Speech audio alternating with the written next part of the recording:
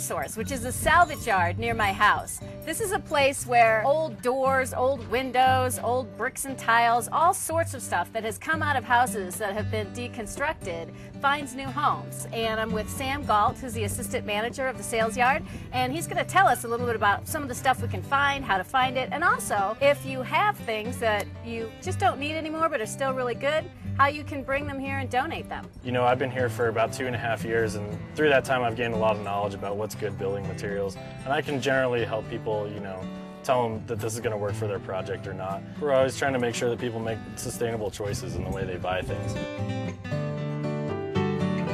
So I spent a lot of time digging through this tile for my mosaicing projects. Where does all this tile come from?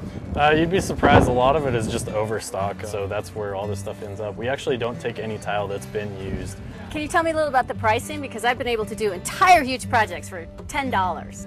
We have our pricing right here. You know, 1 to 4 inch tiles are 5 cents a piece. They go all the way up to 12 inch and larger. We do 50 to 75 cents. We have $1 in here. We crossed it out because we just weren't selling it at that price. So, you know, that's another way that we're negotiable with prices. You know, with stock, you know, depends on what you're going to price things at.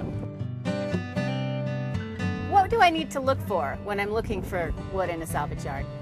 Well, a nice thing about most of the wood that we get here is it comes from deconstruction projects, so it's going to be like a whole house that gets torn down, and it's all the wood from that same house, and we have it set up so it all comes in denailed and you know, bundled, and we just throw it up on our racks. The nice stuff about this wood is that when you look at it, you know, you may say, oh, this is old ratty wood, but it's done all the warping that it's going to do. We've had people come out who build you know, tool sheds out of the stuff. We've had people come out who build like chairs, you know, furniture, things like that. So how would I go about donating wood?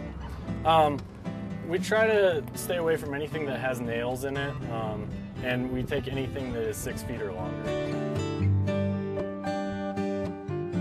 So we're in the showroom. What's the difference between what's in here and what's out in the yard? Well, the majority of our yard is outdoors, so when we get higher quality material, we try to keep it inside. High dollar items, doors, lighting fixtures, things like that we want to keep out of the elements. We're completely lucky to have this here in Boulder. How do you find a salvage yard? What I would suggest is just, you know, go into a search engine on the internet and typing in reclaimed building materials. That'll usually get you a lot of hits. I love this place, and I'm sure if you look, you can find one that's just as great near you.